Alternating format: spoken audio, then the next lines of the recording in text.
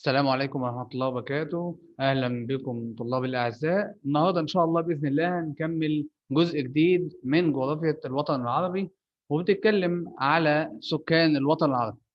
الوطن العربي متميز بالوحدة والتنوع في نفس الوقت. إزاي؟ إن الوطن العربي معانا يا أولاد وحدة، مكان واحد، تاريخ واحد. معظم الوطن العربي ديانة واحدة، تنوع في الموارد الاقتصادية بتاعته.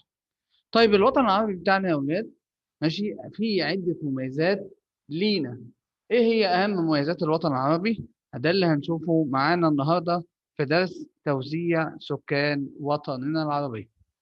طيب هنبتدي بأول حاجة في الوطن العربي. يعني ايه سكان الوطن العربي؟ الأفراد الذين يعيشون على أرض الوطن العربي تربطهم وحدة اللغة والمكان والتاريخ والعادات والتقاليد.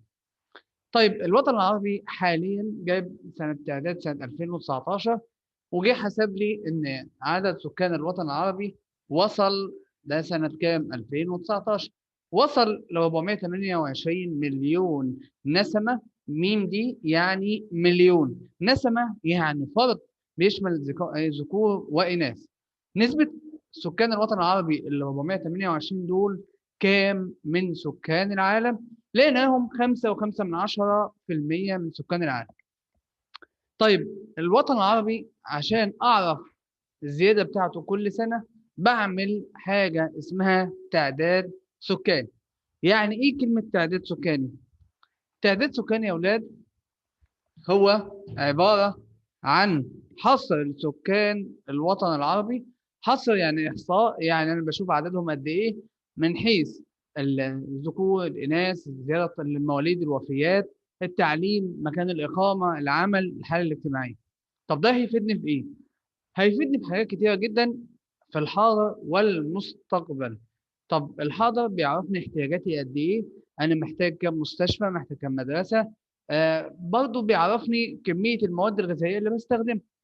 طيب طب يفيدني في إيه في المستقبل؟ طب احنا عارفين الحاضر عشان نشوف انا عايز قد ايه، وبعد كده بيعرف يوفر لي احتياجاتي ايه. المستقبل ليه؟ المستقبل بكل بساطة يا اولاد عشان خاطر يعرفني العدد المتوقع في السنين الجاية، عشان أعمل حسابي عليه في خطط متعددة السنوات اللي بنسميها زي خطط الخمسية. كل 5 سنوات مثلا بعمل خطة أو مشروع قومي كبير. طيب نبتدي يا أولاد مع بعض نعرف الوطن العربي. جايب أمثلة ليهم. سنة 2002 2000 جايب لي 278.5 مليون نسمة.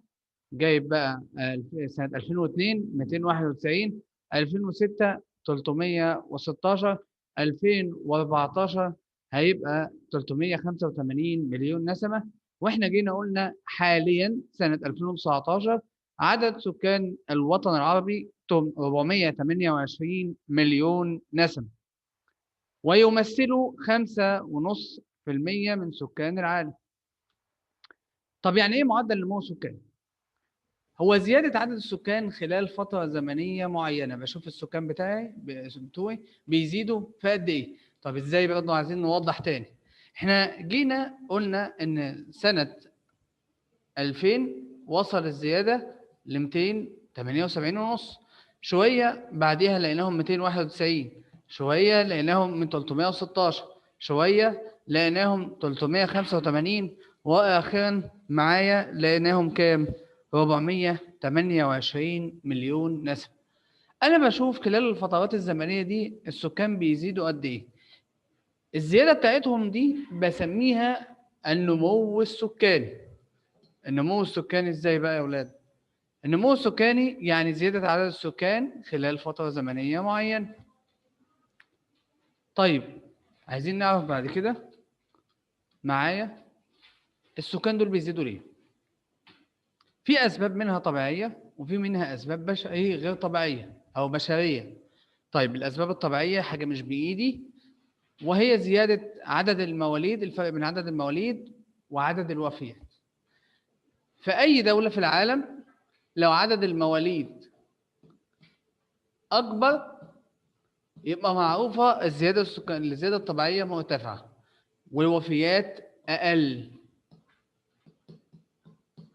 طيب لما تكون الزيادة الطبيعية في أي دولة منخفضة يبقى تنخفض المواليد وتزيد الوفيات. الوطن العربي بتاعنا هو زيادة المواليد ووفيات أقل. طيب معايا الجزء الجاي الزيادة غير طبيعية ألا وهي الهجرة. طيب الهجرة يا أولاد هي عبارة عن إيه؟ خدناها في ابتدائي. يقصد بها انتقال الفرد من مكان لآخر بغرض الإقامة أو العمل. نيجي نشوف بعد كده يا أولاد أسباب قلة الوفيات وزيادة المواليد. طب ليه معظم الوطن العربي بتقل فيهم نسبة الوفيات؟ ليه؟ أول حاجة تحسن الأحوال الصحية بصفة عامة. تاني حاجة ارتفاع مستوى المعيشة، يعني معنى كده إن يبقى فيه نسبة تغذية كويسة، نسبة الأمراض أقل، بالتالي ههتم بالرعاية الطبية للأطفال. طب بتيجي في صورة سؤال إزاي؟ بيجي يقول لي بما تفسر قلة الوفيات في الوطن العربي بصفة عامة. ورغم كده في بعض الدول تعاني من ارتفاع نسبة الوفيات مثل دولة الصومال والسودان والعراق وسوريا. طبعا دول عندهم حروب دلوقتي شغالة، وكمان فوق ده كله في أوبئة وفي مجاعات. إيه اللفظ مجاعات؟ مجاعات مفيش مورد غذائي موجود متاح يكفي سكان الدولة دي، بالتالي هيحصل إيه؟ الناس مش هتلاقي أكل وهتموت. فعندنا نعرف بعد كده يا أولاد الجزء الجاي الهجرة نوعين عندي. هجرة داخلية بين سكان الوطن العربي داخل الحدود بتاعة الوطن العربي زي الهجرة من الريف إلى المدن. هجرة خارجية يعني انتقال الفرد خارج حدود الوطن زي هجرة المصريين لدول أخرى للعمل أو الإقامة. هننتقل للجزء القادم وهو توزيع السكان في الوطن العربي. طيب أنا بعرف التوزيع ده إزاي؟ بحسبه على أي أساس؟ في مبدأ اسمه الكثافة السكانية. الكثافة السكانية بقسم عدد السكان على المساحة الموجودة. هات لي مثل. يعني مثلا عندنا شقة 3 أوض هيسكنها أسرة مكونة من 5 أفراد. ينفع الشقة دي اللي هي 3 أوض ينفع يسكن فيها 20 شخص؟ طبعا هيضغط على المرافق والخدمات اللي موجودة في الشقة. طيب لو واحد بس في الشقة هتبقى قليلة. طيب أنا بحسب إزاي؟ بحسب الناس اللي ممكن يعيشوا على المساحة دي هل هم كافيينها ولا زيادة عنها أو إيه نسبة قليلة فيها. فأنا قسمت توزيع السكان الوطن العربي إلى 4 أماكن أو 4 أقسام. القسم الأولاني منها معايا هو مناطق مرتفعة الكثافة جدا زي وادي النيل ودلتاه في مصر. مناطق مرتفعة الكثافة زي شمال العراق، شمال سوريا، بعض الجهات الساحلية للوطن العربي.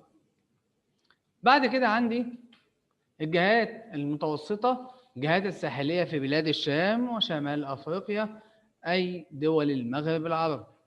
منخفض الكثافة هضبة الشطوط في الجزائر، إقليم مريوط في مصر، شمال دولة ليبيا.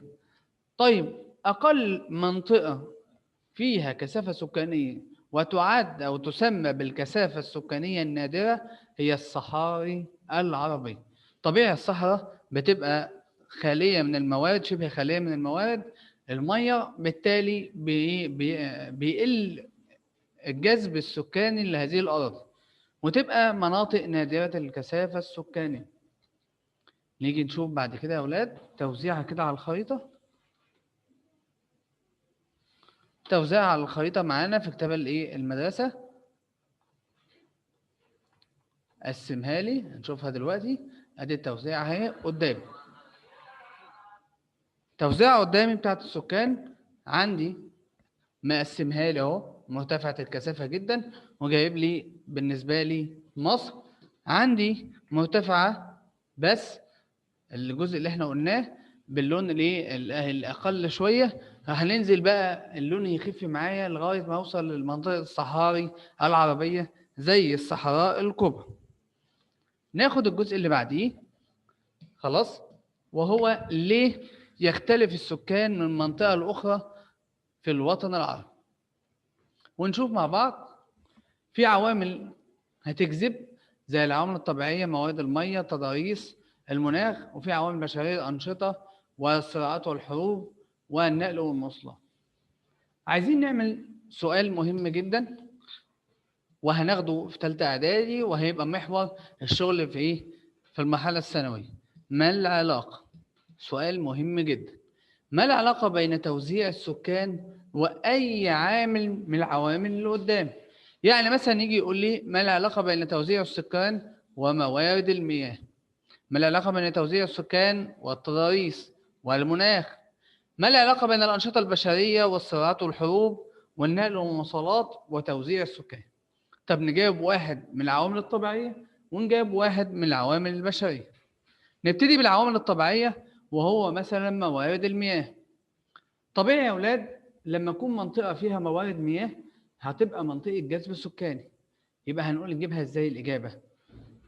هنجيب الإجابة هنقول إن موارد المياه أحد العوامل الطبيعية لتوزيع السكان، فيزيد الكثافة السكانية في المناطق التي تتوفر بها موارد المياه وتقل في المناطق نادرة المياه زي الصحراء. ما العلاقة بين الصراعات والحروب مثلا وتوزيع السكان؟ هنقول إن الصراعات والحروب أحد العوامل البشرية لتوزيع السكان. يقل السكان في مناطق الصراعات والحروب وتحصل بقى مشاكل زي مشاكل الايه؟ اللاجئين. نبتدي بقى نشوف الجزء اللي بعديه واحدة واحدة نقسمهم. السؤال ما العلاقة اللي احنا قلنا عليه دلوقتي هنجاوب بطريقة ايه؟ أسهل.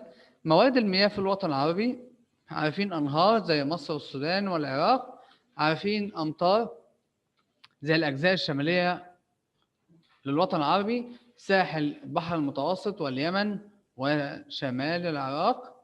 ده جزء اليمن ده في الجنوب، أما ساحل البحر المتوسط وشمال العراق في الشمال الوطن العربي. المياه الجوفية متمثلة في الآبار والعيون اللي بجيبها في الصحاري العربية زي الواحات. عندي في مصر أمثلة ليها، سيوة، داخلة، خارجة. طيب عندي واحة الكفرة في دولة ليبيا. طيب بعد كده يا أولاد عندي التضاريس.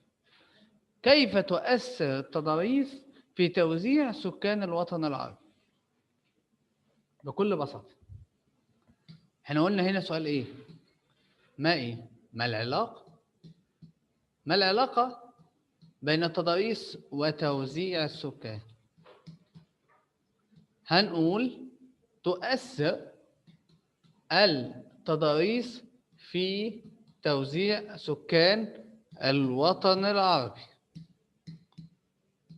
وضح يا مستر. فترتفع الكثافة السكانية في المناطق الساحلية، أي تسهل الإقامة عليها، مثل السهول الفيضية والسهول الساحلية. السهول الفيضية بستفيد منها في إيه؟ بستفيد منها في قيام النشاط الزراعي. أمثلة نهر النيل في مصر والسودان، ودجلة والفرات في دولة العراق. طبعا وهقول له البند الثاني إن السكان يقلوا في المناطق الجبلية المرتفعة. ده سؤال لوحده. ليه يقل السكان في المناطق الوعرة صعبة؟ هنقول لوعورة السطح وصعوبة الزراعة زي مرتفعات البحر الأحمر. لفظ وعورة يعني خطورة المكان، لأن التضاريس بتاعته صعبة جدا. طيب عندي ده لو ماشي بعربية في منطقة فيها مطبات كتير بيأثر على العربية جدا وممكن يعطل يسبب في عطل العربية. طب ما بالك بقى المكان المعيشة اللي انت رايح جاي عليه كل يوم هيبقى عامل ازاي؟ نبتدي نشوف الجزء اللي بعديه.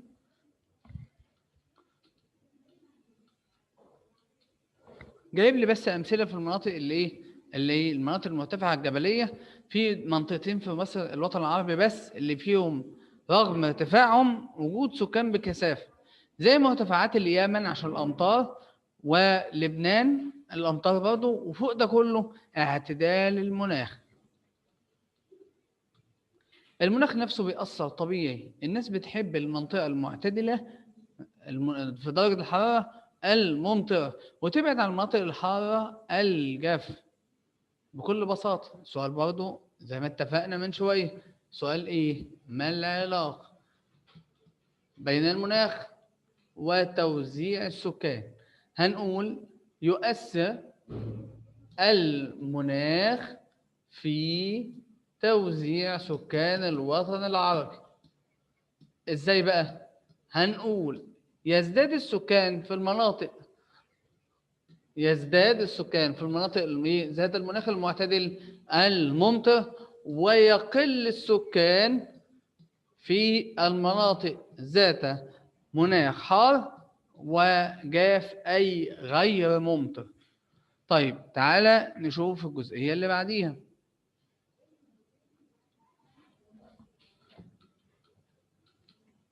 الأنشطة الاقتصادية بتأثر، ودي أحد العوامل البشرية برضو. هنبتدي مثلا بإيه؟ النشاط الزراعي. طبيعي يا أولاد النشاط الزراعي هيبقى من مناطق جذب سكان. ليه؟ لأنه محتاج إيه؟ عمالة معايا، عايز ناس تزرع الأرض.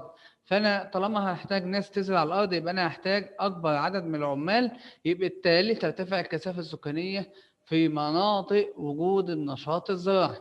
وكذلك الصناعي عشان هحتاج عمال للمصانع. جايب لي أمثلة هنا: القاهرة في مصر، وطرابلس في ليبيا، وحلب في سوريا، خلاص، وعندي الدمام في المملكة العربية السعودية. طيب عندي النشاط التعديني، رغم ان هو في الصحراء اغلبه، الا انه مصدر جذب للسكان. ليه؟ لان وجود مناطق التعدين ومصادر الطاقة تؤدي لارتفاع مستوى المعيشة والأجور، ووفرت فرص العمل. يبقى ده أحد أهم أسباب تواجد السكان في مناطق النشاط التعديني. أما النشاط الرعوي، أنا مش محتاج عدد كبير.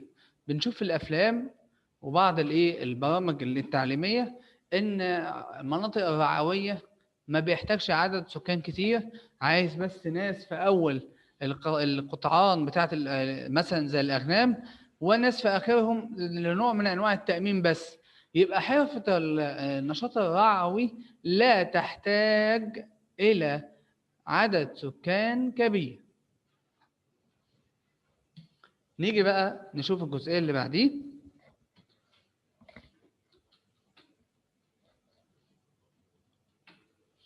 النقل والمواصلات. ما العلاقة بين النقل والمواصلات وتواجد السكان؟ طيب أكيد بتحب تقعد في المناطق اللي فيها نقل ومواصلات عشان تنقلك لأي مكان بسهولة. مش هاجي أروح أقعد في حتة مقطوعة وهتوقع إن حياتي تبقى سهلة وبسيطة. طبعا المناطق القريبة من مناطق النقل والمواصلات، يعني لما يكون جنب محطة مترو مثلا، موقف كبير، الكلام ده كله بيعمل على جذب السكان عشان بيساعد الناس على الاستقرار في المنطقة دي.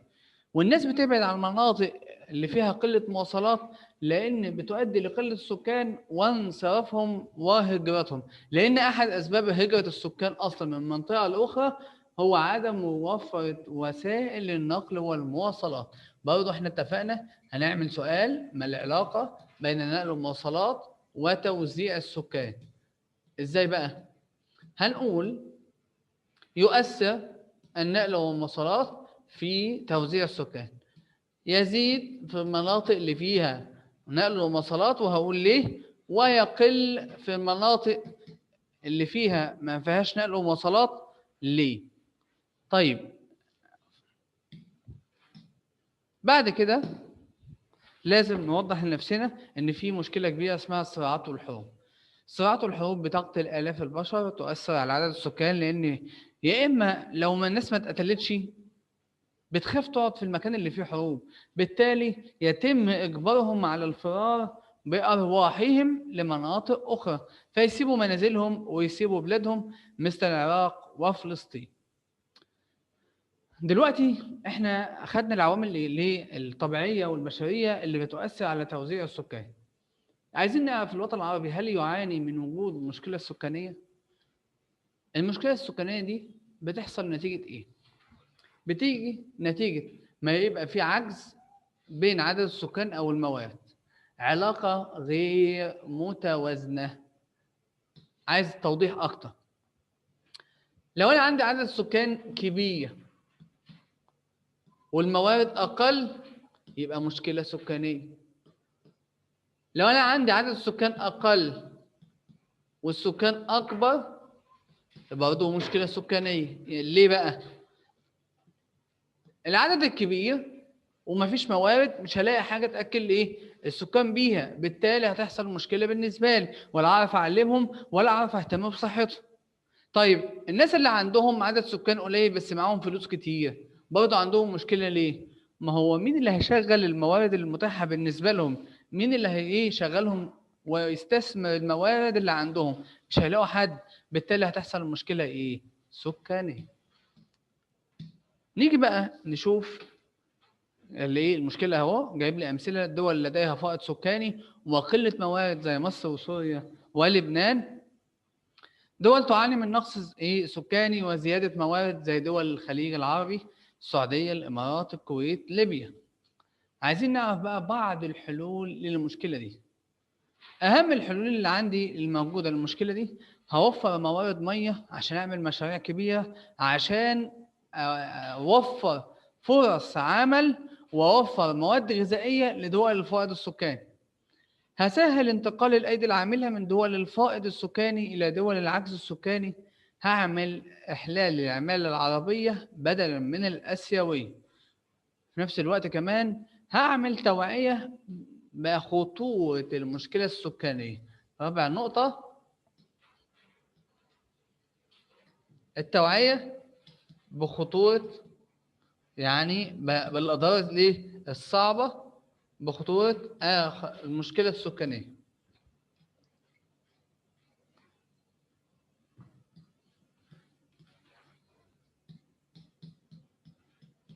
المشكلة السكاني. لما اعمل بعض التوعيه هرشد الاستهلاك في الموارد بتاعتي، في نفس الوقت اخلي الناس واشجعهم ان هم يخلفوا عدد اقل، بالتالي يعرفوا يصرفوا عليهم ويعرفوا يعلموهم ويهتموا بالصحه بتاعتهم. طيب وبكده نكون انتهينا من شرح الدرس. هناخد بس زي ما تعودنا دايما ان احنا بنحل على على الدرس بالنسبه لي، عشان خاطر نعرف نشوف احنا فهمنا الدرس ولا لا.